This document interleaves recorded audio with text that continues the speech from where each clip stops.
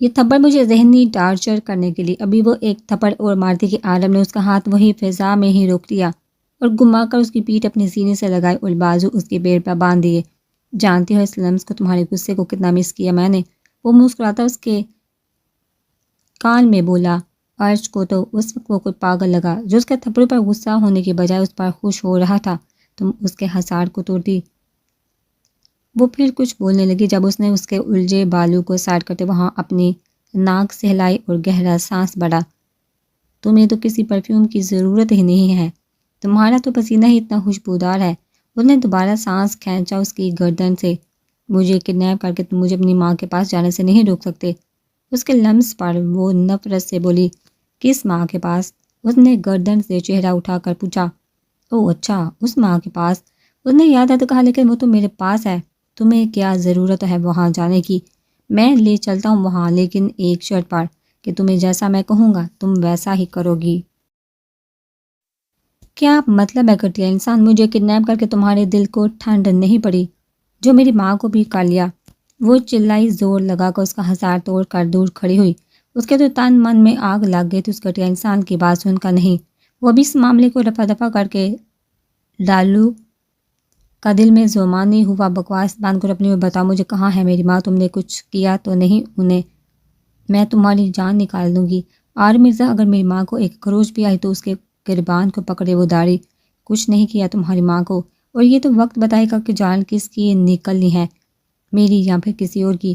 اس کے ہاتھ گربان سے ہٹاتے اس نے مانی ہزی سے کہا، اسے اس لیے وہ ایک کمرے کے باہر رکا۔ اسے لیے وہ ایک کمرے کے باہر رکا۔ یہ لو ماسک، یہ پہن لو۔ اس نے ایک ماسک اسے پکڑایا۔ یہ کیوں؟ آرم نے خود اسے وہ نقاب پہنایا۔ میری بات دھیان سے سنو، اندر تمہاری ماں ہے میری، اور اس کی گفتگو میں تم نہیں بولو گی، بس سنو گی سب، ٹھیک ہے؟ وہ دروازے کو کھول کر اندر داخل ہوا۔ سامنے اپنی ماں کو اس کی طرح رسیوں سے بندھا دیکھا اس نے عرب کو غصے سے دیکھا، مٹھیاں بھیجی، لیکن اس سے کیے وعدے کی خاطر وہ چپ رہی۔ کون ہو تم؟ مرینا بیگم نے پوچھا۔ میری چھوڑو، تم بتاؤ تمہارا خان پور گاؤں اور مرزا خاندان سے کیا تعلق ہے؟ عرب سرد لہجے میں اس کے ارد گرد چکر لگاتا بولا۔ میرا کوئی تعلق نہیں۔ وہ اعتماد سے بولی۔ جھوٹ جھوٹ بول رہی ہو تم، اور جھوٹ سے مجھے سخت نفرت ہے، اس لیے مجھے سچ بتاؤ، نہیں تو اسی چاقو سے گردن اڑا دوں گا۔ عارم نے پیچھے سے اس کے گلے پر چھری رکھتے اسے ہراساں کرنے کی کوشش کی۔ میں سچ کہہ رہی ہوں، میرا یقین کرو۔ وہ کچھ خوف سے بولی، لگتا ہے زندگی پیاری نہیں ہے۔ عارم نے چاقو کا دباؤ دیا۔ عرش آگے بڑھنے لگی کہ اس کے الفاظ نے اس کے پاؤں جگڑ لیے۔ بتاتی ہوں۔ چاقو کو دیکھتی اپنی جان بچانے کے لیے وہ فٹافٹ بولی۔ افسام میرے سابقہ شوہر ہے، اور یہ شادی میں نے صرف اس کی پراپرٹی کے لیے کی تھی، اور اب میرا اس خاندان سے کوئی تعلق نہیں۔ جان بچانے کے لیے اسے مرزا خاندان کا دشمن سمجھتے وہ سچ بولی۔ سنا ہے تیرے شوہر سے 2 بیٹیاں بھی ہیں، اور ایک تو بڑی پیاری ہے۔ ہاں، کیا نام تھا؟ اس نے سوچنے کی ایکٹنگ۔ ہاں یاد ہے عرش، بلا کی خوبصورت ہے تیری طرح۔ اس نے لوفرانہ انداز میں کہا، مجھے چھوڑ دو، اس کے بدلے میں تمہیں وہ لڑکی دے دوں گی۔ ویسے بھی وہ میرے کام کی نہیں، اسے بس مجھے جائیداد چاہیے جو اس کے نام ہے۔ اس کے لوفرانہ لہجے کو دیکھتے وہ اسے لالچ دینے لگی۔ عرش کا دل کیا کہ زمین پھٹے اور وہ اس میں سما جائے۔ اس کی ماں جس کے لیے اس نے اپنا سب کچھ چھوڑ دیا تھا، وہی اس کا سودا کر رہی تھی ایک انجان شخص سے۔ ہاں، وہ شخص انجان نہیں تھا، اس کا شوہر تھا، اس کا محافظ تھا، لیکن ابھی اس وقت اس کی ماں کے لیے تو وہ ایک انجان شخص ہی تھا۔ عارف کی آنکھیں سرخ رنگ ہوئی، نقاب کے پیچھے جبڑے تننے دے۔ لیکن وہ تو تمہاری بیٹی ہے، پر وہ تو اس افسام مرزا کے پاس نہیں ہے، اور کیا گارنٹی ہے کہ تو مجھے وہ لڑکی دے گی؟ اس نے بامشکل خود کے غصے کو قابو کرتے اپنے لہجے کو شاکی اور لاپرواہ بنایا۔ عرش کے نقاب کے پیچھے سے بے یقین آنکھیں وہ دیکھ چکا تھا۔ پچھلی بار بھی وہ سچ چھپا کر ایک غلطی کر چکا تھا، اس لیے وہ اس سے زیادہ سوال کر رہا تھا تاکہ سب کچھ عرش کو پتہ چل جائے۔ میرے لیے اور اس کی بہن صرف ایک لاٹری کی طرح ہیں اور کچھ نہیں، اور وہ مجھ پر بہت یقین اور پیار کرتی ہے، اور اسی پیار کی وجہ سے وہ مجھ تک پہنچنے والی تھی، لیکن نہ جانے کیوں نہیں آئی۔ لیکن میں تم سے وعدہ کرتی ہوں، میں اسے تم تک پہنچا دوں گی، بس تم مجھے چھوڑ دو۔ اب کے عرش کو اپنے پاؤں پر کھڑا رہنا محال لگنے لگا۔ وہ گھٹنوں کے بل جھکی، سانس جیسے اٹکنے لگی۔ اس نے سانس کی تنگی سے گھبرا کر نقاب ہٹایا اور گہرے گہرے سانس لینے لگی۔ اس کی حالت سے پریشان ہو کر عارم نے چاقو اس کی گردن سے ہٹا کر نقاب اتارا اور جلدی سے اس کی طرف لپکا۔ عرش اس کے پاس پہنچ کر اس نے زمین پر اس کے پاس پہنچ کر اس کا سر اٹھایا تو اس کا سارا چہرہ آنسو سے بھرا ہوا تھا۔ آنسو کے درمیان کھینچ کھینچ کر سانس لیتی وہ وقت سب سے قابل رحم لگ رہی تھی۔ اس نقاب پوش کے بھاگنے پر رینا بیگم کا بھی دھیان اس طرف کیا تھا۔ اس لڑکی کے جھکے سر سے وہ اسے پہچان تو نہیں پائی تھی، لیکن جب اس نقاب پوش نے اس کا سر اٹھایا تھا تب ان پر عرش کو جہاں دیکھا پہاڑ ٹوٹا تھا۔ کیا ہوا، ایسے کیوں بیٹھی ہوئی ہو؟ اس سے بر پر بکس پھیلائے دیکھا خود سوچوں میں گم پا کر وہ اس کے قریب بیٹھتا بولا، ہاں کچھ نہیں، وہ چونک کر بولی، پھر یہ چہرہ کیوں اترا ہوا ہے، طبیعت تو ٹھیک ہے نا؟ وہ پریشانی سے اس کی پیشانی کو ہاتھ لگا کر چیک کرنے لگا۔ اس نے سانس پڑی حالت میں اسے اب گھر کا یہ ماحول نہیں دیکھا جاتا، سب پریشان ہیں، کتنے لوگوں کے ہوتے ہوئے گھر میں اس قدر سناٹا ہے کہ مجھے وحشت ہونے لگی ہے۔ نہ عرش کا پتہ چل رہا ہے اور نہ عاربہ سنبھل رہے ہیں۔ ابھی بھی میں دودھ دینے گئی تھی لیکن اندر سے دروازہ بند ہے، ہر کب تک ایسا چلے گا؟ ہر عرش کو یاد کرتی ہوں تو دل میں ہوک سے اٹھے، نہ جانے وہ کہاں ہوگی، کس حال میں ہوگی، ورنہ مانکو سے بولی، سب ٹھیک ہو جائے گا انشاءاللہ، صبر رکھو۔ اس نے اسے اپنے حصار میں لیا۔ کیسے سب ٹھیک ہو جائے گا؟ عارب ابھی تک تو پولیس کوئی سراغ نہیں ڈھونڈ پائی ہے، پھر کیسے سب ٹھیک ہو جائے گا؟ وہ سوالیہ نظروں سے دیکھنے لگی۔ اس ذات پر یقین رکھو، اس نے اگر ہم پر یہ آزمائش ڈالی ہے تو وہی اس آزمائش سے نکالے گا بھی۔ بس تم صبر سے کام لو، دیکھنا جلد ہی عرش بھی مل جائے گا، مل جائے گی اور عارب بھی صحیح ہو جائے گا۔ اللہ کرے عارب عرش مل جائے اور سب جلدی سے ٹھیک ہو جائے، میں نے تو نفل بھی مانے ہیں، بس وہ جلدی سے مل جائے۔ وہ رونے لگی۔ بہن تھی، بہن کی دوری تو اسے بھی برداشت نہیں ہو رہی تھی، رونا نہیں تو بس دعا کر۔ اس نے سر ہلایا۔ اچھا بتاؤ کیا پڑھی تھی؟ اس نے اس کی بک پکڑتے اس کا دھیان بھٹکانے کو پوچھا۔ پرسوں ٹیسٹ ہے اور مجھے کچھ بھی نہیں آتا، ہر اپنا کالج میں اسٹڈی پر فوکس ہو رہا ہے، نہ گھر میں۔ وہ بیچارگی سے بولی، اچھا بتاؤ، ہو سکتا ہے میں ہیلپ کر سکوں۔ اس نے اس کی پریشانی کو سمجھتے اپنی خدمت پیش کی۔ آپ وہ ذرا سا ہنسی، نہ مانگو کے ساتھ مسکراہٹ ہارب کو لگا۔ اس نے آج تک اتنا پیارا منظر نہیں دیکھا۔ وہ مبہوت سا اسے دیکھ رہا تھا۔ آپ تو بزنس کے اسٹوڈنٹ ہیں، بھلا میری کیا ہیلپ کریں گے؟ اپنے شوہر نامدار کو ہلکا لے رہی ہو تم؟ اس نے کالر اکڑائی۔ چلو بتاؤ کیا سمجھ نہیں آ رہی؟ اس کے انداز پر وہ مسکرانے لگی۔ میں نے آپ کو کب کہا حالب کہ مجھے کچھ سمجھنا ہے؟ میں تو کہہ رہی ہوں کہ مجھے کچھ آتا نہیں ہے، مطلب میں نے پچھلے ایک ہفتے کا سبق یاد نہیں کیا، وہ کیا ہوا وہ کرنا ہے، اور آپ ہیں کہ بات کو سمجھنے کی بجائے مجھے ہی گن گانے لگ گئے۔ وہ شرارتاً بولی۔ اس کے کہنے پر وہ بھی کسیا نہ ہوا۔ واقعی اس نے یہی تو کہا تھا کہ اسے کچھ آتا نہیں۔ انہیں کان کو جائے تو کیا ہوا، کبھی کبھی انسان کو غلطی لگ ہی جاتی ہے، پر گنگانے کیا بات ہے؟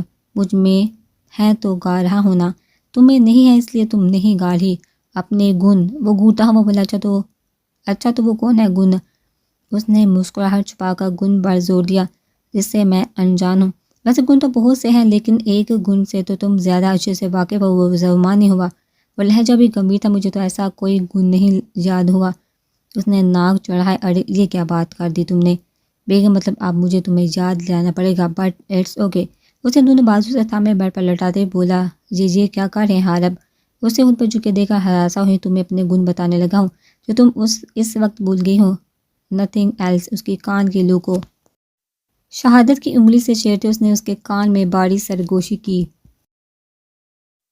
اسفا تو کوسنے لگی خود کو اس وقت کو جب اس نے اسے سے پوچھا تھا۔ مجھے یاد آ گیا حارب، وہ جلدی سے اس کے لمس پر بولی، لیکن اب میں صحیح سے بتانے کا ارادہ رکھتا ہوں تاکہ تم پھر کبھی بھول نہ جاؤ۔ اس نے اسے اس کے ہونٹوں کے قریب اپنے ہونٹ کرتے کہا، نو۔ اس نے نفی میں سر ہلایا، تمہارا نو گیا بار میں۔ اس سے جڑے اس کے ہونٹوں پر جھک اپنی پیاس بجھانے لگا۔ اس نے اس کے ہونٹوں کو آزاد کیا تو اسفا ناراضگی سے منہ موڑ گئی۔ اس کی ناراضگی کو نظر انداز کرتے وہ اس کی گردن پر جھکا، جس کے منہ موڑنے پر اس کے سامنے تھی۔ وہ جو خود کو ناراضگی پر اس نے خود کے منانے کی توقع رکھی تھی، اسے اپنی گردن پر جھکے دیکھا اس نے اس کے کندھے پر زور سے چٹکی کاٹی۔ کیا ہے؟ وہ اپنے کام میں خلل ڈالنے پر ناگواری سے دبا دبا غرایا۔ اس کے غرانے پر وہ ذرا سا سہمی ضرور تھی، لیکن اس کے چہرے کے ناگوار تاثرات کو دیکھ کر بھی وہ انجان بنی، بلکہ نظر انداز کر کے پیچھے ہٹی۔ ناراض ہوں میں، وہ منہ بنا کر بولی، بعد میں منا لوں گا۔ وہ لاپرواہی سے کہتا دوبارہ اس کے ہونٹ پر جھکا۔ اسفا نے اس کے بال کھینچے، اس کے ناگوار تاثرات اسے مزہ دے رہے تھے۔ حارب نے جوابی کارروائی کرتے اس کے نچلے ہونٹوں کو دانتوں میں لے گئے، ہلکا سا کاٹتا اپنے ہونٹ پر چبھن سی وہ کراہی۔ اب اگر تم نے مجھے ڈسٹرب کیا تو پھر ساری رات مجھے برداشت کرنے کے لیے تیار رہنا۔ وہ دھمکی دیتا اس پر جھکے، اپنا سارا وزن اس پر ڈالے، اپنی منمانیاں کرنے لگا۔ اس کے دھمکی پر وہ بھی بغیر کسی شرارت کے اس کی گردن میں باہیں ڈالے لیٹی تھی۔ اس کے بازو کو گردن سے ہٹا کر حارب نے اس میں اپنی انگلیاں پھنسا کر اس کے ہاتھوں کو تکیے سے لگایا اور اس کی گردن کو اونچا کیے وہ وہاں جاں بجاں اپنا لمس چھوڑنے لگا۔ ابھی تھوڑی دیر ہی گزری تھی کہ اسما کو کچھ عجیب سا فیل ہوا۔ حارب اس نے جھجک سے اسے پکارا۔ آواز اس قدر ایسا تھی کہ اسما کو خود بامشکل سنائی دی۔ اس کی طرف سے کوئی رسپانس نہ دے کر اس نے اس کے کندھے پر ہاتھ رکھ کر اسے پکارا۔ حارب آگے اب کہ وہ کچھ بے بسی سے اونچی آواز میں بولی، کیا مصیبت ہے؟ وہ غصے سے بولا۔ اسوا نظر جھکا کے اس نے اپنے لب کچلے، شرم سے کچھ بولا بھی نہیں جا رہا تھا۔ اب بولو بھی کہ بس فضول میں بدمزگی کرنے کا شوق چڑھا ہے آج تمہیں؟ وہ بدمزگی سے غصے سے بولا۔ وہ حارب وہ اس نے اپنے ہونٹوں پر زبان پھیری۔ کیا وہ لگتا ہے اس وہ کی ٹرین کو اپنے طریقے سے ہی بند کرنا پڑے گا۔ وہ غصے سے اسے جھڑک اسے ہونٹوں پر جھکا اس کی بولتی بند کرنے لگا کہ اسوا نے اس کے ہونٹوں پر ہاتھ رکھ دیا۔ حارب مجھے واش روم جانا ہے، وہ بے چارگی سے بولی۔ نظریں اوپر نہیں اٹھ رہی تھی۔ کیوں؟ اس نے آبرو اچکائے۔ کیوں کیا مطلب ہے؟ حارب چھوڑی مجھے، وہ غصے سے اس کے سوال پوچھنے پر بولی، حسار توڑنے لگی۔ پہلے بتاؤ پھر جانے دوں گا۔ وہ بھی حسار تانگی ضد پر اڑا۔ اسوا نے دانت کچکچائے شکل رونے والی ہو گئی تھی۔ اب وہ کیا بتائے اس بے شرم کو کہ ایک تو وہ پہلے ہی بے شرم تھا، بتا دیتی تو اسے سے کوئی بعید نہیں تھا کہ وہ کوئی شوشہ چھوڑ دیتا۔ حارب سمجھنے کی کوشش کرے، اس کا لہجہ بڑھانے لگا۔ کیا سمجھے؟ مجھے سمجھ نہیں آ رہی، تم سمجھا دو۔